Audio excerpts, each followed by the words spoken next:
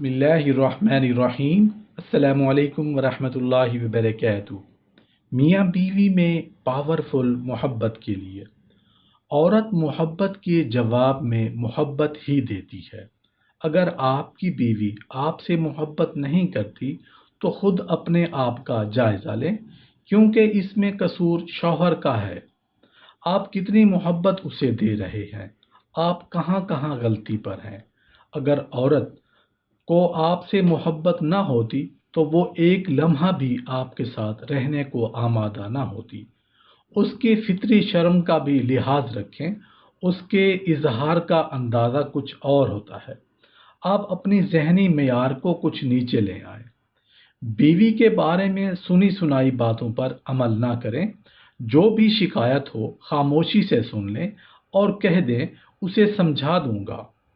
उसकी आदत और अतवार को जितना अच्छा आप जानते हैं उतना कोई नहीं जानता। बात की तह तक पहुंचने के बाद जिसकी जितनी गलती हो हकीमाना अंदाज में समझा दें। वालिदा और बहनों के लिए वालिद साहब की खिदमत हासिल करें और बीवी को खुद समझाएं। अदलो इंसाफ और हिकमत से काम लीजिए, इंशाअल्लाह आहिस्ता आहिस्ता सब ठीक हो जाएगा। दूसरों का गुस्सा बीवी पर ना उतारें और आइंदा जिंदगी में बीवी का गुस्सा बच्चों पर ना उतारें। समझदार शौहर वो होता है जो बाहर के गुस्से को बाहर ही छोड़कर आता है, बल्कि घर के सुकून से फायदा उठाते हुए बाहर के गुस्से को भुला देता है। अगर बीवी का मिजाज शिकायती हो, आप सारे दिन के थके मांदे घर लौटें और वो शिकायतों का रजिस्टर खोलकर बैठ जाए। जरा सी बर्दाश्त से काम लें, तवज्जो से उसके शिकवे सुने, उसे यकीन दिलाएं कि तुम्हारे मसले इंशाअल्लाह हल कर दूंगा। आपका इतना कहना ही हालात को खुशगवार बना देगा। लेकिन ये समझा सकते हैं कि बाहर से आते ही नहीं, कुछ देर के बाद मुनासिब वक्त में बात किया करें। अगर आप नहीं सुनेंगे वो दिल का गुबार हल्का नहीं कर पाएगी, तो फिर बच्चों पर गुस्सा निकालेगी, घर के दूसरे अफराद के साथ बदतमीजी करेगी, हो सकता है तोड़ फोड़ और नुकसान करे। अपने मेका में जाकर फरियाद करे कि जिससे दो खानदानों में नफरत की आग फैलेगी। सहेलियों और मोहल्ले वालों से घर की बातें करे और इस तरह सब लोगों में आपके घर वालों का जालिम समझा जाएगा। लेकिन ऐसा कदम नेक खातून कभी नहीं उठाएगी। इन तमाम नुकसानात का हल यही है कि आपकी बीवी सारे दुखड़े आपके सामने ही पेश करे। इस तरह घर की बात घर के अंदर, बल्कि मियाँ बीवी के अंदर ही रहेगी। लंबे अरसे तक बीवी से जुदाई की ममानियत है, इसका खास ख्याल रखा करें। बाज मर्दों को अपनी बीवियों के जुबान दराज होने का शिकवा रहता है।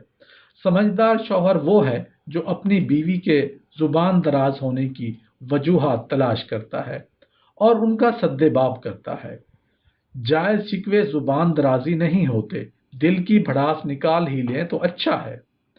आपकी हिकमत से, अपने अच्छे अखलाक से उसे खुश अखलाक बना दें, उसका रवैया दुरुस्त कर दें। बीवी के किरदार पर बिला वजह शक करना मना है।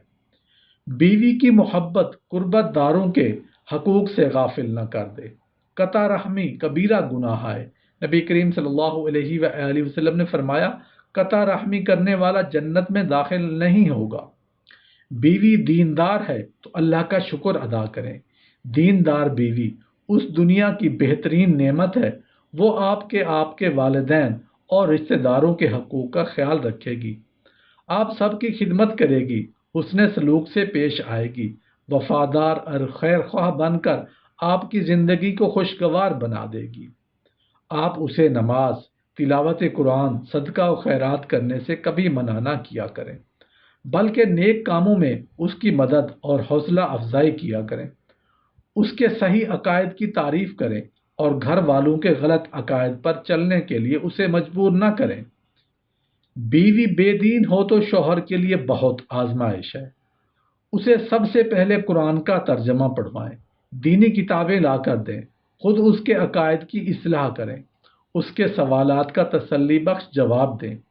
कोशिश करें प्यार और मोहब्बत से मामला ठीक हो जाए। اس میں بقدر ضرورت تھوڑی سی سختی بھی کی جا سکتی ہے۔ مرد کے پاس ایک ہتھیار ایسا ہے جس سے وہ عورت کو ڈراتا رہتا ہے، اور وہ ہے طلاق۔ بعض شوہر بات بات پر بیوی کو طلاق کی دھمکی دیتے ہیں۔ معمولی سی غلط فہمی پر، بچے کے رونے چلانے پر، برتن ٹوٹنے پر، کپڑے استری نہ ہونے پر، گھر میں کچھ بھی معمولی سی بات ہو جائے، یہاں تک کہ اگر لڑکی پیدا ہو گئی تو طلاق کی دھمکی۔ اس طرح اپنی بیوی کو ہر وقت دکھی رکھتے ہیں۔